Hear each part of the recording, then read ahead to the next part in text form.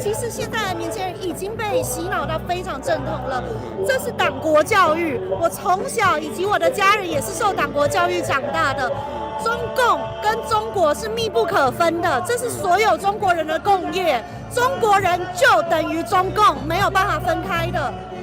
他们所有的中国人都等于中共。如果中国人要有民主化的思想，不知道要再等几年，请他们自己觉醒吧，不要拖垮我们台湾。但是其实很多大陆的人也不一定非常喜欢中共的统治。我不 care， 你不在乎，那是他们自己的问题，他们要怎么 run， 他们要怎么 run， 那是他们的事情，那是他国事务，我只关心台湾本国事务。首先还是要恭喜台湾地区的朋友啊，顺利完成了这个非常具有历史意义的一个选举。不知道大家投票支持的是哪一家呢？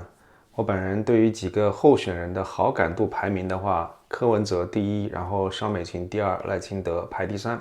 王志安访问的这个小姐姐其实真的是很坦率，也非常可爱。我在之前的这个视频当中曾经提到过呢，柯文哲他在一个讲话当中提到说，台湾对于中国有历史责任。我在之前那个视频当中也非常清晰地表明了我自己的一个看法，就是中国要实现民主化，最终还是要靠中国人自己才能够完成这个历史使命。所以其实本质上来讲呢，这个小姐姐的观点和我是一致的。她提到这个绝大多数的中国人受这个党国教育洗脑太深，所以我自己也同意，绝大部分中国人，墙内的中国人没有觉醒是事实。这也是我选择移民的其中一个非常重要的原因。但与此同时呢，我其实也一直呼吁能够在民主自由世界的这些人呢，对于墙内的国人要多一些理解和体谅，因为不是谁都有这个条件可以润出来的。不过小姐姐也在她的这个跟王志安的访谈视频当中提到，就是中共跟中国是密不可分的，这是所有中国人的共业，中国人就等于中共，没有办法分开。这一点我不能苟同。我觉得这个所谓中共跟中国人没办法分开这种说法，还是把这件事情呢过于简单化了。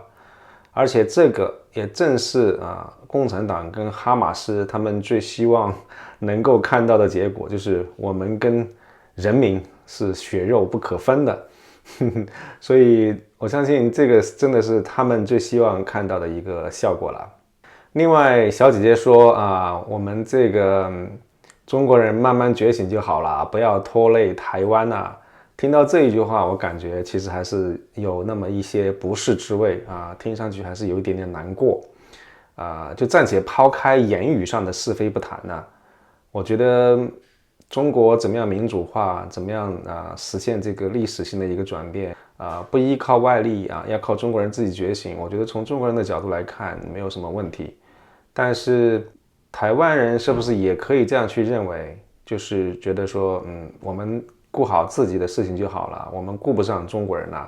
我觉得我想从台湾人的角度来聊聊我的看法。我之前曾经看过一本王立雄的《天葬》，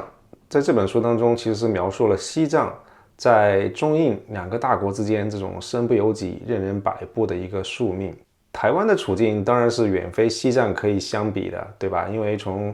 不论是从经济实力，从现在的国际社会的一个认可程度，它这个军事跟科技的一个发展水平都是西藏远远不能相比的。但是从地缘政治的角度来看呢，其实我觉得最终台湾要在中美之间选边站依然是不可避免的。所以很多台湾人笃信的所谓自己国家自己救，这个事实上是不太现实的。台湾想要完全依靠自己的力量，它未必能够宝岛周全。台湾的生存之道，我觉得在于世界民主阵营目前重新开始集结从传统意义上来看呢，这个民主阵营是以美国为牵头的，包括了日韩、澳洲等等民主国家。但是另外一个很容易被忽视的一个力量，其实是来自于大陆的一个反抗的力量。很多台湾人其实自己也知道，就是台湾之所以能够70多年以来保持一个独立的发展的一个状态，是因为一直处在美国的保护底下。但是有一点我觉得大家可能需要认清楚，就是就是美国它不会一直是处于这个国力的巅峰状态。目前在西方世界的这个觉醒病毒跟极左势力的横行，其实在很大程度上是有可能从内部腐蚀掉这个伟大国家的这个根基的。而就算美国它能够一直保持自己的巅峰状态，我相信对于美国来说，台湾并不是它的核心利益。在历史上，美国也不是没有放弃过台湾，所以如果去到某一个临界点，美国用台湾作为一个利益交换，跟中国达成某种妥协，这种情况不是没有可能。很多台湾人未必愿意承认一个事实，就是有那么一个群体永远记得台湾人对于大陆人的这个血浓于水的情谊的这个群体呢，其实对于台湾同胞有着最大最朴素的善意。这个群体向往民主自由，虽乐见祖国统一，但不希望看到两岸兵戎相见。我觉得这个最广大的群体应该是台湾人努力争取的对象。我明白很多台湾人不喜欢被对岸的人称之为同胞，但是如果我们简单的把所有中国人都贴上了小粉红的标签，不能够团结最广大的力量来反共的话，反而要把这个力量推到自己的对立面，我觉得这不是一个有智慧的做法。在未来中国的这个走向有两个方向，第一个方向就是在短期内，比如说接下来的30年40年，习近平终身执政，然后他绝对会有冲动想要统一台湾。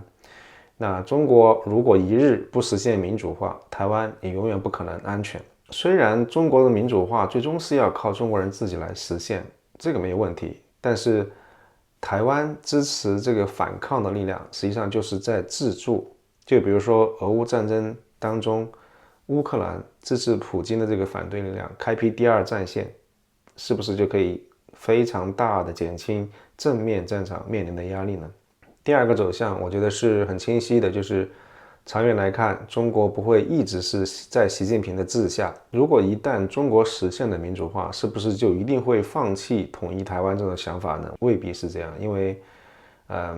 有如此多的人，他有根深蒂固的这种大一统的情节。如果真的要放开进行全民投票的话，我绝对相信占主流的人群依然会选择要求统一台湾。但对于台湾来说，其实它是有这个需要，有这个迫切的需要，是去扩大并且团结它可以团结的这个正义力量，然后让这个正义力量在民主化之后的中国来发挥作用，来最大程度的保护台湾人的利益。那所以从这个角度来讲的话，所谓的我不 care， 我没有兴趣帮助中国实现民主化的这种潜台词背后，本质上我觉得是一种鸵鸟心态，就是我不想惹中共，但是中共你也别来惹我们。想关起门来就是过自己的小日子，然后这种心态如果是普通台湾人的话，我觉得无可厚非，完全可以理解。但如果台湾政府也抱持着这么一种心态的话，我觉得是非常危险的。事实上，你这种鸵鸟心态是不可